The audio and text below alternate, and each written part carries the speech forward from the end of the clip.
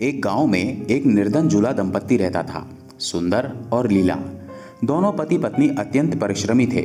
सारा दिन परिश्रम करते, सुंदर सुंदर कपड़े बनाते, किंतु उनको उनके बनाए वस्त्रों की अधिक कीमत नहीं मिल पाती थी। दोनों ही अत्यंत संतोषी स्वभाव के थे। जो मिलता उसी से संतुष्ट होकर एक टूटी फूटी झोपड़ी में रहकर अपना जीवन निर्वाह कर लेते थे। वो दोनों भगवान श्री कृष्ण के परम भक्त थे। दिन भर के परिश्रम के बाद जो भी समय मिलता उसे दोनों भगवान के भजन कीर्तन में व्यतीत करते। सुंदर बाबा के पास एक तानपुरा और एक खड़ताल थी। जब दोनों मिलकर भजन गाते तो सुंदर तानपुरा बजाता और लीला खड़ताल। फिर तो दोनों भगवान के भजन में ऐसे खो जाते कि उनको अपनी भूख प्यास की चिंता भी नहीं रहती थी। यूं तो दोनों संतोषी स्वभाव के थे। अपनी दीनहीन अवस्था के लिए उन्होंने कभी भगवान को कोई उलाहना नहीं दिया और अपने इसी जीवन में प्रसन्न थे। किंतु एक दुख उनको सदा कचोटता रहता था।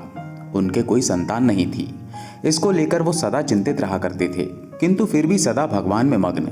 इसको भी उन्होंने भगवान की ही लीला समझकर स्वीकार कर लिया और निष्काम रूप से श्री कृष्ण के प्रेम भक्ति में डूबे रहते। जब उनकी आयु अधिक होने लगी तो एक दिन लीला ने सुंदर से कहा कि हमारी कोई संतान नहीं है। कहते हैं कि संतान के बिना मुक्ति प्राप्त नहीं होती। अब हमारी आयु भी अधिक हो चली है, न जाने कब बुलावा आ जाए। मरने के बाद कौन हमारी चिता को अग्नि देगा और कौन हमारे लिए तर्पण आदि का कार्य करेगा? कैसे हमारी मुक्ति होगी? सुंदर बोला, तू क्यों चिंता करती है? ठाकुर जी है ना, वही सब देखेंगे। सुंदर ने ये बात कह तो दी, किंतु वो भी चिंता में डूब गया। तभी उसके मन में एक विचार आया। वो नगर में गया और श्री कृष्ण के बाल गोपाल रूप की एक प्रतिमा ले आया। घर आकर बोला, अब तुझे चिंता करने की कोई आवश्यकता नहीं है। मैं ये बाल गोपाल लेकर आया हूँ। हमारी कोई संतान नहीं तो वो भी इन्हीं की तो लीला है। हम इनको ही अपने पुत्र के समान प्रेम करेंगे। यही हमारे पुत्र का दायित्व पूर्ण करेंगे। यही हमारी मुक्ति करेंगे। सुंदर की बात सुनकर लीला अत्यंत प्रसन्न हुई।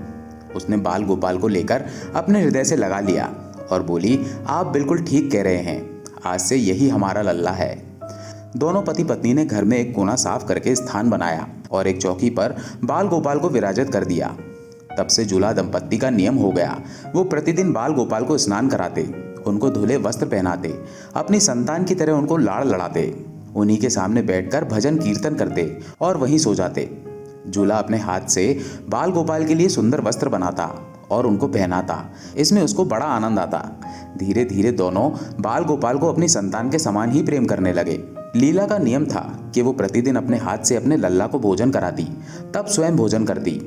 लल्ला को भोजन कराते समय उसको ऐसा ही प्रतीत होता मानो अपने पुत्र को ही भोजन करा रही हो। उन दोनों के निश्चल प्रेम को देखकर करुणा निदान भगवान अत्यंत प्रसन्न हुए और उन्होंने अदृश्य रूप में आकर स्वयं भोजन खाना आरंभ कर दिया। लीला जब प्रेम पूर्वक बाल गोपाल को भोजन कराती तो भगवान को प्रतीत होता मानो वो अपनी माँ के हाथों से भोजन कर रहे हैं। उनको लीला के हाथ से प्रेम पूर्वक मिलने वाले हर कौर में माँ का प्रेम प्राप्त होता। लीलाधर भगवान श्री कृष्ण स्वयं माँ की उस प्रेम लीला के वशीभूत हो गए, किंतु लीला कभी नहीं जान पाई कि स्वयं बाल गोपाल उसके हाथ से भोजन करते हैं। एक दिन कार्य बहुत अधिक होने के कारण लीला बाल गोपाल को भोजन कराना भूल गई। गर्मी का समय था। भरी दोपहर में दोनों पति पत्नी कार्य करते करते थक गए और बिना भोजन किए ही सो गए। उनको सोए कुछ ही देर हुई थी कि उनको एक आवाज़ सुनाई दी, माँ बाबा मुझे भूख लगी है। दोनों हड़बड़ाकर उठ गए। चारों ओर देखा आवाज़ कहाँ से आई है, किंतु कुछ दिखाई नहीं दिया। तभी लीला को स्मरण हुआ कि उसने अपने लल्ला को भोजन नहीं कराया। वो दौड़कर लल्ला के पास पहुंची तो देखा कि बाल गोपाल का मुख कुमलाया हुआ है। इतना देखते ही दोनों पति पत्नी वहीं उनके चरणों में गिर पड़े। दोनों की आंखों से आंसुओं की धार बह निकली। लीला तुरंत भोजन लेकर आई और ना जाने कैसा प्रेम उमड़ा कि लल्ला को उठाकर अपनी गोद में बिठा लिया और भोजन कराने लगी। दोनों पति पत्नी रोते जाते और लल्ला को भोजन कराते जाते, साथ ही बार बार उनसे अपने अपराध के लिए क्षमा मांगते जाते। ऐसा प्रगाढ़ प्रेम देखकर भगवान अत्यंत द्रवित हुए और अंतर्यामी भगवान श्री हरि साक्षात रूप में प्रकट हो गए। भगवान ने अपने हाथों से अपने रोते हुए माता पिता की आंखों से आंसू पोंछे और बोले, प्रिय भक्त, मैं तुम्हारी भक्ति और प्रेम से अत्यंत प्रसन्न हूँ। तुम जो चाहो वर मांग लो, मैं तुम्हारी प्रत्येक इच्छा पूर्ण करूँगा। इतना सुनते ही दोनों भगवान के चरणों में गिर पड़े और बोले, दया निधान, आप हमसे प्रसन्न हैं और स्वयं हमारे सम्मुख उपस्थित हैं। हमारा जीवन धन्य हो गया। इससे अधिक और क्या चाहिए? इससे अधिक किसी भी वस्तु का भला क्या महत्व हो सकता है? आपकी कृपा हम पर बनी रहे, बस इतनी कृपा करें। श्री हरि बोले, यदि तुम चाहो तो मैं तुम्हारे जीवन में संतान के अभाव को समाप्त करके तुम्हें एक सुंदर संतान प्रदान करूंगा।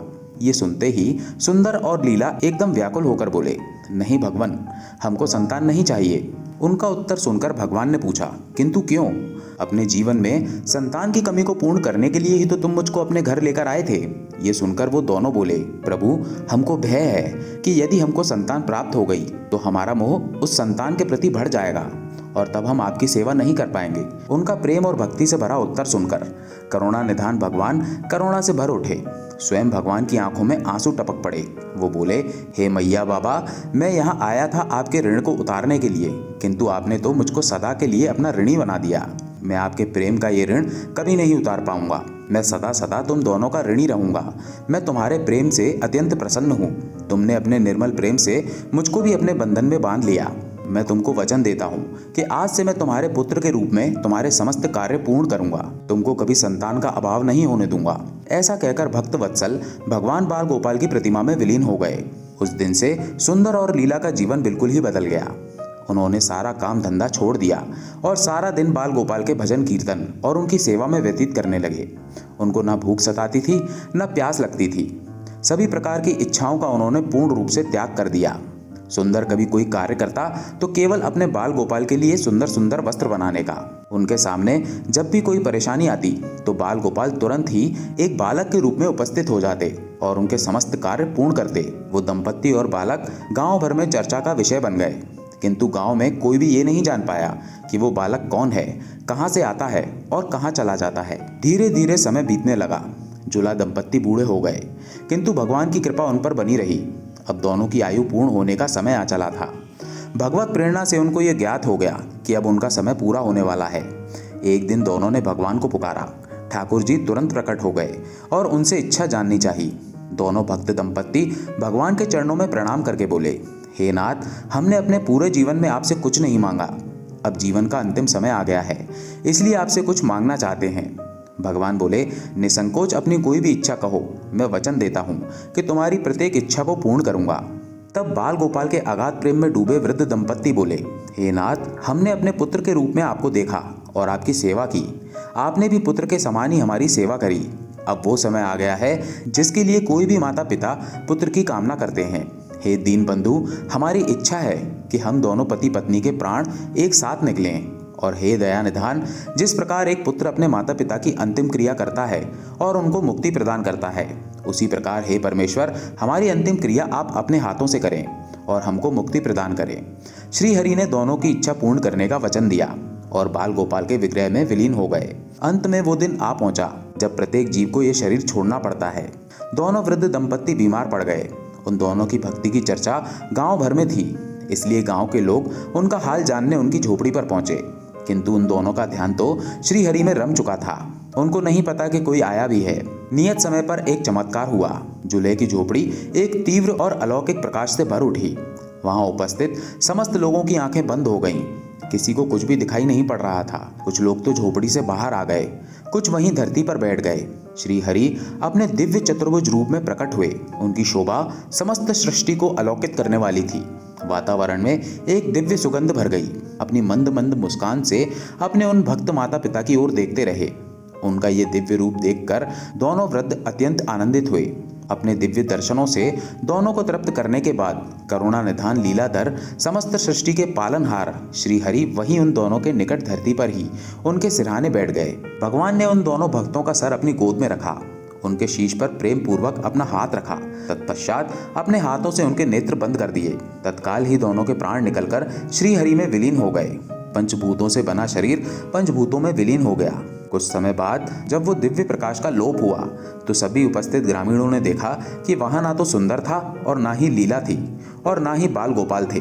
शेष थे तो मात्र कुछ पुष्प जो धरती पर पड़े थे और एक दिव्य सुगंध जो वातावरण में चारों ओर फैली थी। विस्मित ग्रामीणों ने श्रद्धा से उस धरती को नमन किया, उन पुष्प को उठाकर शीश से लगाया तथा सुंदर लीला की भक्ति और गोविंद के नाम का गुणगान करते हुए चल दिए उन पुष्पों को श्री गंगा जी में विसर्जित करने के लिए। मित्रों, भक्त वो है जो एक क्षण के लिए भी विभक्त नहीं होता, अर्थात जिसका चित्त ईश्वर में अखंड बना रहे, वो भक्त कहलाता है। सरल शब्दों में भक्ति के अंतिम चरण का अनुभव करने वाले को भक्त कहते हैं। जय जय श्री राधे।